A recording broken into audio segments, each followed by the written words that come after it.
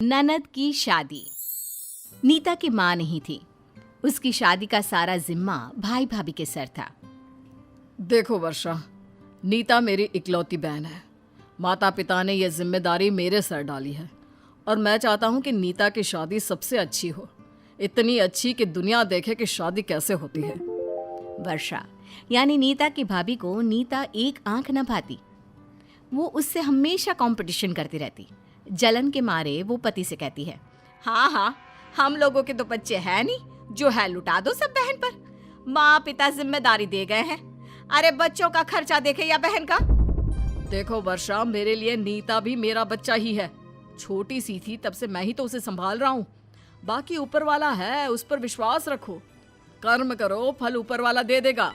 नीता का भाई भाभी को ये कहकर वहाँ से निकल जाता है कि भाभी की माँ का फोन आ जाता है। अरे क्या हो गया वर्षा, क्यों परेशान हो रही है? सब ठीक है ना? भाभी अपनी माँ से सारी बात कह देती है। तू फिक्र मत कर, मैं रास्ता दिखाती हूँ, बस ऐसा करती जा तू। भाभी, आज वो रोहन के मम्मी पापा शाम को घर आने वाले हैं। उन लोगों ने भाई को भी फोन कर दिया है, तो नाश्ते पानी का इंतजाम मैं हूं ना, देख लूंगी, तू फिक्र ना कर। हाँ। शाम को जब लड़के वाले आते हैं तो भाभी उन लोगों के सामने सिर्फ चाय लेकर आ जाती है। भाभी, मैं नाश्ता लेकर आती हूँ, आप बैठिए। नीता किचन में जाती है लेकिन वहाँ कुछ नहीं होता। काफी देर तक जब नीता बाहर नहीं आती तो उसकी होने वाली सास कहती है, क्या बात है नीता, अंदर बैठकर सारा नाश्ता अकेले ही खा रही है क्या? थोड़ी देर बाद नीता बाहर आती है तो उसके हाथ में चाय नाश्ते की ट्रे होती है। घर पर बना स्वादिष्ट नाश्ता वो अपने ससुराल वालों को देती है कि तभी भाई भी आ जाता है। सॉरी, मुझे दफ्तर से आने में देर हो गई। आप लोगों ने कुछ लिया या नहीं? फिर वो वर्षा की तरफ देखकर पूछता है, वर्षा, क्या खिलाया तुमने सभी को? जी, भाभी ने चाय बनाई थी और मैंने ये सारा नाश्ता। अब क्योंकि मैं चाहती थी कि तेरे ससुराल वाले भी देखें कि तू ऐसी सिचुएशन को कैसे हैंडल करती है। खैर, ससुराल वाले सारी बात करके जाने ही वाले होते हैं कि लड़की की माँ कहती है, देखिए, मैं तो साफ बोल रही हूँ, मुझे दहेज के नाम पर कुछ नहीं चाहिए। बस आप हमारे रिश्तेदारों का स्वागत अच्छा कर दीजिए। बाकी तो हम भी समझ रहे हैं कि लड़की के पिता नहीं है। अरे नहीं, ऐसा नहीं है। मैं अपनी नीता के लिए पिता जैसा ही हूँ। जो भी आप चाहे हम लोगों से बात कर सकते हैं। वर्षा, अब अरे जब आंटी कह रही हैं कि कुछ नहीं चाहिए तो क्यों बोल रहे हो? अब हमारे भी तो बच्चे हैं, क्यों आंटी जी, कैसे करेंगे सब कुछ? सास के साथ ही नीता के ससुराल वाले समझ जाते हैं कि लड़की की भाभी कैसी है। सास नीता के सर पर हाथ रखकर कहती है, तू किसी भी चीज की चिंता ना करना, बस खुश रहना और हमारे घर आने की तैयारी कर ले तू। सब वहां से चले जाते हैं। शादी का दिन नजदीक आता है। मैं बाजार जा रही हूँ नीता की शॉपिंग के लिए। अरे तो नीता को भी साथ लेकर जाओ। अरे नहीं, वो तो मैं लेन देन के कपड़े लेने जा रही हूँ जो नीता के ससुराल वालों को देना है। देखो वर्षा, नीता की होने वाली सास ने सिर्फ यही कहा था कि उन्हें कुछ नहीं चाहिए, बस रिश्तेदारों का स्वागत अच्छे से हो, याद है ना? अरे हाँ, याद है, क्यों चिंता कर रहे हो? नहीं, मैं चिंता नहीं कर रहा हूँ, बता रहा हूँ कि उनके कपड़े अच्छे लेना। क्या है कि किसी का मुंह ना बने। चलिए ना भाभी, मैं भी साथ में चलती हूँ, दोनों की पसंद हो जाएगी। लेकिन भाभी नीता को लेकर नहीं जाती और अकेले ही जाकर सारा सामान ले आती है। लेकिन नीता जब उन कपड़ों को देखती है, भाभी ये क्या है? ये तो घरों की नौकरानियां भी नहीं पहनती हैं। अरे कोई एक तो नहीं, 30 साड़ी लेनी थी, कहाँ से आता पैसा? तूने तो बोल दिया। अरे कौन सा ससुर जी पैसा छोड़ कर गए थे? नीता को भाभी की बात पर गुस्सा आ जाता है।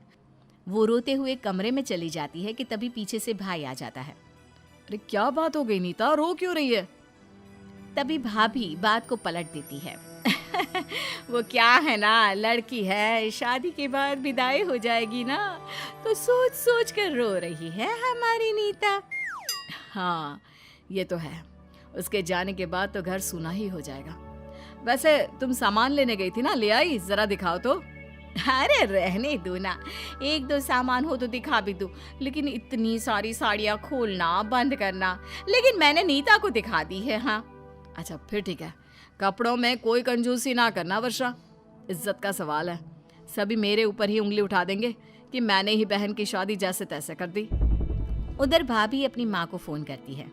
माँ तुमने सही कहा था, चुपचाप काम करने में बड़ा मजा है, पैसे भी बच रहे हैं और किसी को शक भी नहीं हो रहा।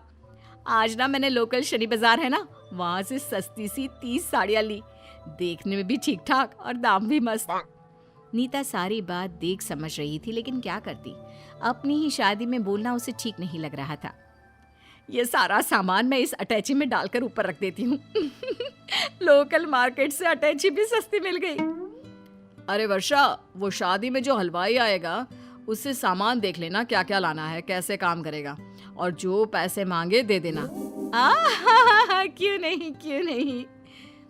वर्षा की माँ शादी में आई होती है। नीता भाभी के पास किसी काम से जा रही होती है कि उसे भाभी की आवाज आती है।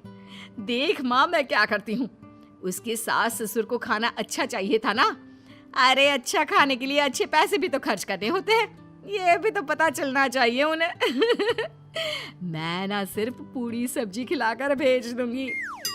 हाय रे, भाभी तो भाई की नाक कटाने वाली है। मुझे ये बात अपने सास ससुर को अभी बतानी चाहिए, नहीं तो उन लोगों की मेहमानों के सामने बेइज्जती हो जाएगी।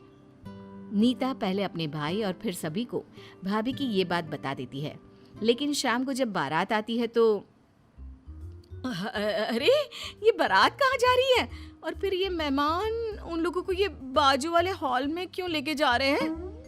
क्या पता, पर अच्छा है ना। मैंने सुना है बाजू वाले पंडाल का सारा इंतजाम शानदार है। हर स्टेट का खाना मेहमानों के लिए रखा है, तोहफे से लेकर डेकोरेशन सब बढ़िया ही बढ़िया। अरे पागल है माँ, ऐसे तो उन लोगों की बेइज्जती भी ना होगी। रुक मैं देख कर आती हूँ। वर्षा बगल वाले पंडाल में जाती है, जहाँ वो देखती है कि उसका पति मेहमानों का स्वागत कर रहा है। अरे ये क्या है, आप यहाँ क्यों खड़े हैं? ये तो किसी बड़े आदमी की शादी लग रही है। हाँ, ये मेरी बहन की शादी है। वो तो भला हो कि वक्त पर तुम्हारी चाल का पता चल गया, नहीं तो। तभी नीता की सास भी आ जाती है। जिनके माता पिता नहीं होते ना, उनकी भाभी की जिम्मेदारी होती है कि वो उसे ननद नहीं बेटी समझे। लेकिन वैसे जिसके साथ भगवान है उसके साथ बुरा तो कुछ हो ही नहीं सकता। अब शादी में आप आई हैं तो खाना खाकर जाना।